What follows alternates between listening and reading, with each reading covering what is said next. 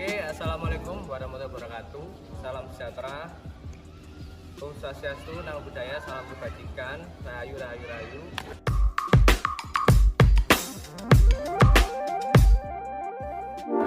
Oke, sebelumnya saya perkenalan diri dulu, saya Erlangga.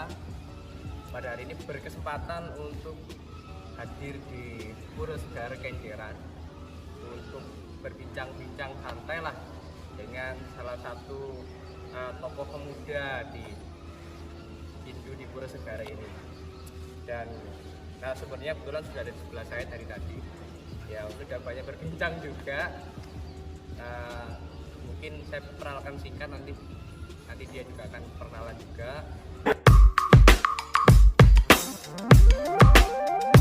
Jadi halo teman-teman, nama aku Nilu Septiani Sumakul. Biasanya kalau di Pura itu dipanggil Septi. Jadi kalau aku sih sehari-hari di sini tuh jabatannya ada jadi ketua Karang Taruna. Jadi cukup aktif juga sih di beberapa kegiatan. Ya, itu teman-teman. Jadi Kak Septi ternyata ketua Karang Taruna. Ketua Karang Taruna berarti kayak ketua kebudayaan dulu ya, yang mengkoordinasi kegiatan-kegiatan dan lain sebagainya. Oke, jadi hari ini kita nyantai aja sih Kak Septi. Jadi beberapa hal yang mungkin akan kita bincang-bincang santai. Ya, pertama itu mungkin ada suatu data nih yang aku dapatkan dari internet, dari Kementerian Dalam Negeri. Jadi jumlah orang Hindu di Indonesia ini sekitaran 4,6 juta. Itu 1,7% dari seluruh penduduk Indonesia. Nah, ini kan bisa saya justifikasikan dari kuantitas bahwasanya termasuk kategorisasi minoritas. Pun saya juga minoritas, saya Katolik di Indonesia. Stick. Come. Silakan. Untuk dari teman-teman pribadi, teman-teman pemuda ya. Kalau dulu banget tuh, menurutku itu kerasa banget. Kenapa kok dibilang kerasa?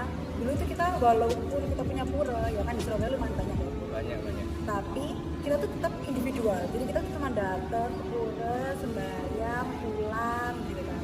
Terus lingkungan juga banyak ya, istilahnya mayoritas kayak Muslim Kristen itu kan lebih banyak kan. Kita kayak ya hitungannya minoritas banget. Jadi kita ke pura tuh sekedar sembahyang. Terus habis itu nggak pernah kumpul-kumpul, nggak pernah apa. Jadi kayak cuma sekeluarga sembahyang pulang gitu aja. Tapi belakangan ini udah mulai sih, menurutku udah mulai kerasa. Kenapa? Karena kita generasi muda, terus kayak ada di pihak yang petua-petua juga yang itu udah mulai kayak membangun banyak program gitu. Jadi kita juga generasi muda udah mulai membangkitkan lagi gitu kan.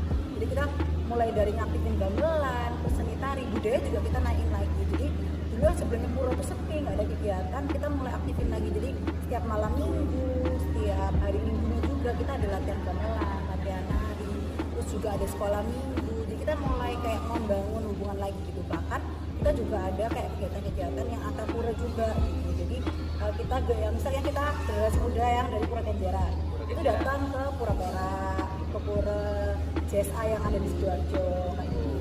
Jadi sekarang udah mulai, walaupun kita minoritas tapi kita kayak tetap gimana caranya kita harus rukun, harus bangun solid. Bener banget gitu sih. Oke, ya cukup menarik karena saya juga sempat beberapa waktu yang lalu, tahun lalu datang ke sini dengan teman-teman Rumah Bhinneka lintas agama kala itu, dan disambut dengan meriah juga dengan gamelan yang disampaikan Kak Septi tadi, dan memang sangat menarik. Dan itu menjadi pengalamannya juga, saya diajarin bermain gamelan juga kala itu. Itu menarik juga, pengalaman berinteraksi dengan teman-teman pemuda Hindu lah kala itu. Dan sampai sekarang akhirnya juga masih ada relasi dan jaringan sehingga kita akhirnya bisa buat video ini. Stick. Come. Ya, itu tadi ternyata juga ya cukup kerasa ya dulu, tapi ternyata sekarang sudah membaik lah. Sebenarnya balik lagi ke lingkungan. Jadi kan kebetulan kalau kita sendiri nih di Pura Kenjeran itu kan udah ada pura, terus gereja Katolik Kristen juga ada, Iya, ya kan. Terus habis itu masjid juga ada. Jadi walaupun kita minoritas itu nggak berasa minoritas. Gitu. Jadi walaupun itu kita tetap rukun. Jadi misalnya ada acara apa gitu, semua itu ikut. Gitu. Bahkan kadang kalau misalnya kayak di wihara yang di Pati Kenjeran itu ada wihara tuh. Ada. Kadang ada kayak misalnya pas mereka lagi ada hari raya itu kita semua umat diundang ke sana buat kayak ada acara doa bersama, makan bersama kan. Jadi walaupun kita minoritas nggak kerasa. Nggak terasa.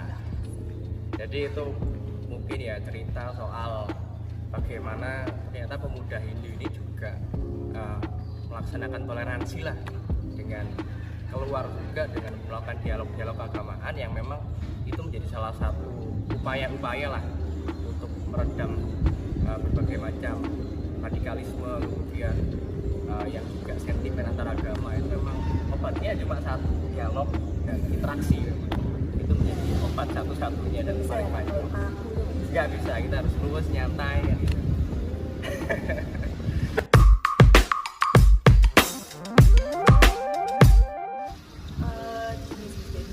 Sebenarnya itu balik lagi ke gimana lingkungannya ya Pak. Jadi kalau misalnya dulu kalau nggak salah pura yang ada di Bulan Banteng ada pura.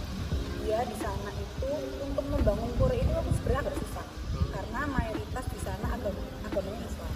Dan kita kan minoritas untuk membangun pura di situ tuh minta izinnya setengah mati.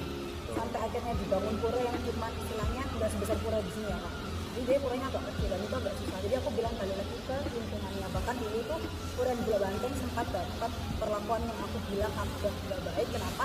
Kan kita pura tuh sebenarnya itu sekolah.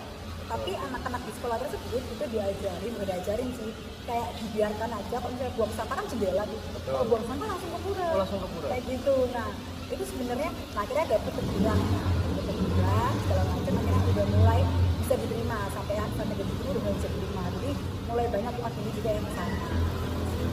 Setelah kita gitu, kalau misalnya kita sendiri yang di Pura Segarga ini yang seperti yang aku bilang tadi karena kita udah banyak kebiasaan kayak rame-rame ya kan lintas agama.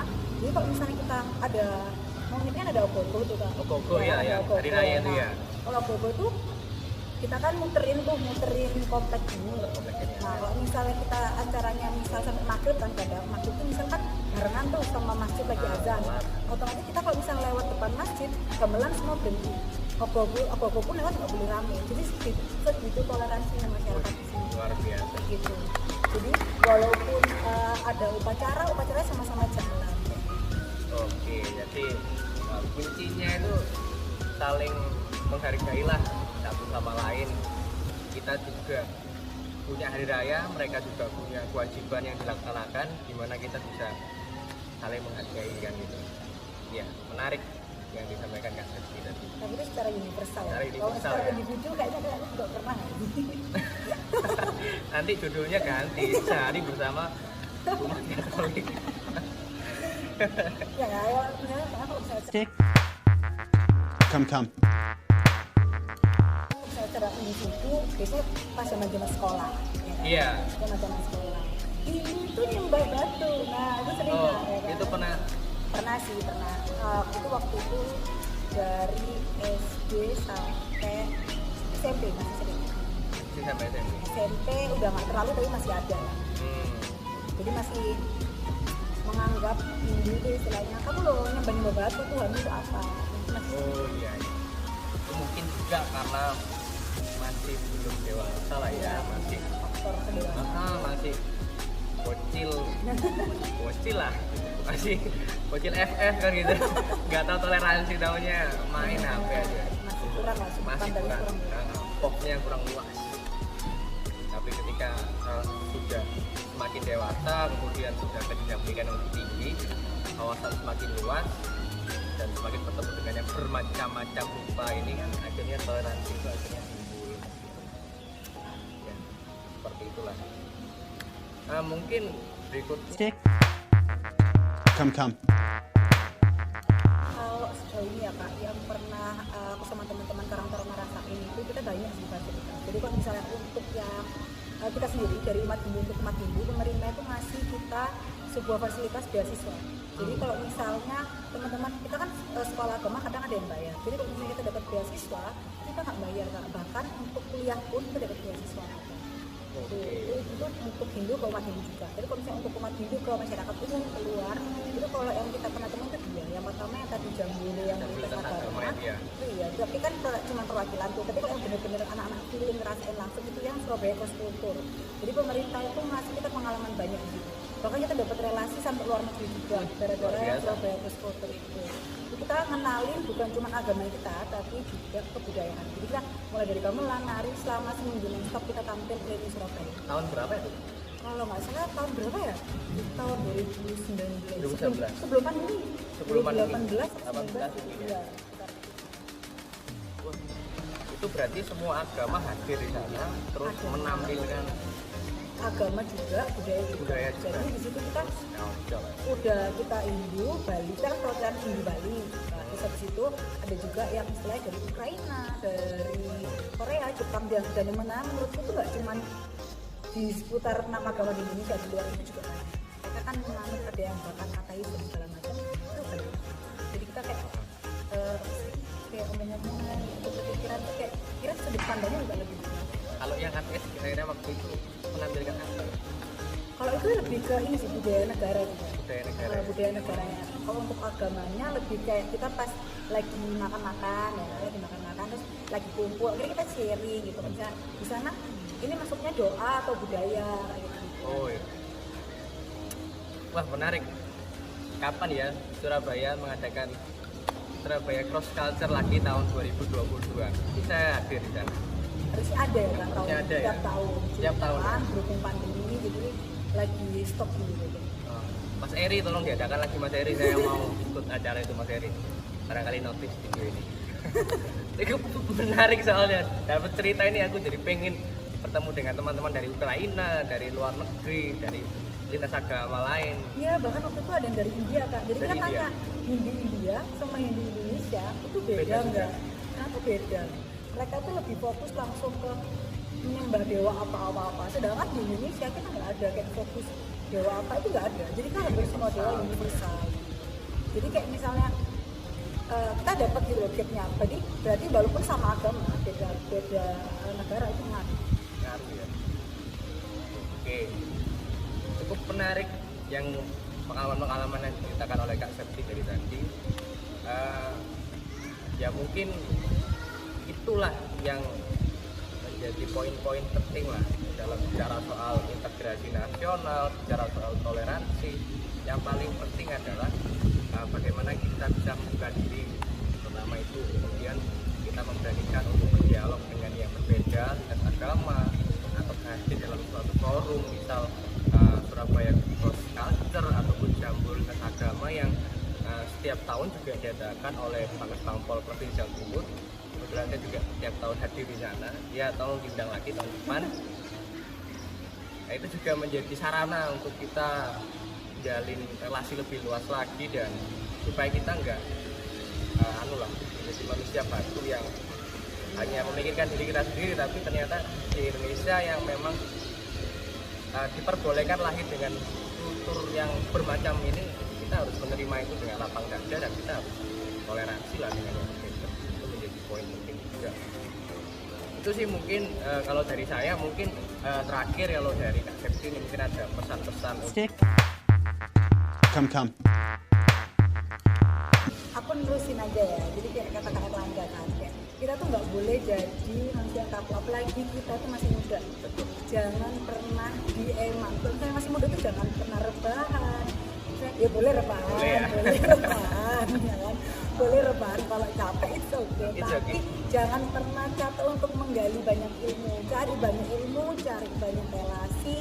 Gak usah jadi kaku, kalau jadi orang gak usah kaku. Jadi kita cari banyak pengalaman, karena dari situ kita bisa punya sudut pandang yang luas. Karena anak yang menurut pribadi, kalau anak yang sudut pandang yang luas, itu pemikirannya itu kayak dewasa, terus itu kayak relasinya banyak, itu oke sih. Oke ya. Daripada pemuda yang diam di rumah. Pemuda yang diam. Jadilah pemuda yang aktif. Jadilah pemuda yang aktif. Seperti Kak Septi, Ketua Karang Taruna. Ketua Karang Taruna. Berapa tahun Kak menjabat? Banyak tahun. Banyak tahun. Wah, luar biasa pengalamannya. Jangan takut untuk mencoba ya anak-anak. Jangan takut untuk mencoba. Untuk adik-adik yang ada di belakang kamera juga, ayo regenerasi. Penting Penting itu regenerasi. itu Karang Taruna di Pura Segara. zaman sekarang tuh lagi minim Kak regenerasi. Ya, di gereja saya juga Katolik itu ini sudah hampir mau masuk ke 3 tahun belum ada pergantian ketua OMK, padahal tiap tahun harus ada. penting perlu kesadaran diri mahasiswa maksudnya anak generasi muda sekarang tuh Jadi regenerasi dari teman-teman yang mungkin sudah mahasiswa ini yang sudah SMA mulai juga boleh ya kan? yang SMA sangat-sangat boleh untuk masuk ke sana untuk terlibat lebih dalam. Tapi kan sekarang pandemi ya kan, pandemi terus habis itu banyak yang nganggur, daripada nganggur mending scroll IG cari kegiatan, ada acara ini Hadir, ikut gitu aja ya. hadir. Siapa tahu dapat teman, dapat jodoh juga Dapat bisa ya. jodoh. Gitu, dapat jodoh lintas agama juga sangat-sangat Berat. berat. Ya. Tuhan memang satu tapi Kita yang tak sama. kita yang tak sama. Harus kan? Jadinya jadi itu mungkin teman-teman semua. Tadi sudah mau closing statement tapi ternyata ada sambungan lagi. Ya, apa-apa lah, kita mengalir aja, kita santai kali ini. Jadi mungkin itu semua yang bisa saya sampaikan sebagai ya moderator kali ini dan Kak Septi sebagai narasumber soal ya sehari bersama pemuda Hindu kita mempelajari.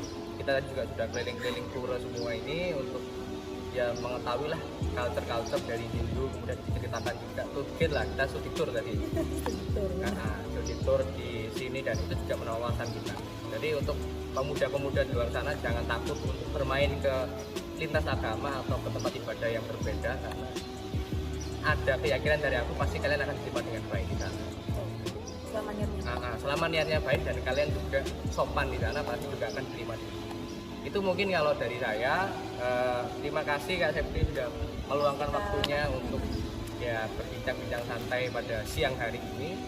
Kurang lebihnya mohon maaf. Saya Erlangga pamit undur diri. Assalamualaikum warahmatullahi wabarakatuh. Salam sejahtera, Om Swastiastu, Namo Buddhaya, salam kebajikan, rahayu, rahayu, rahayu.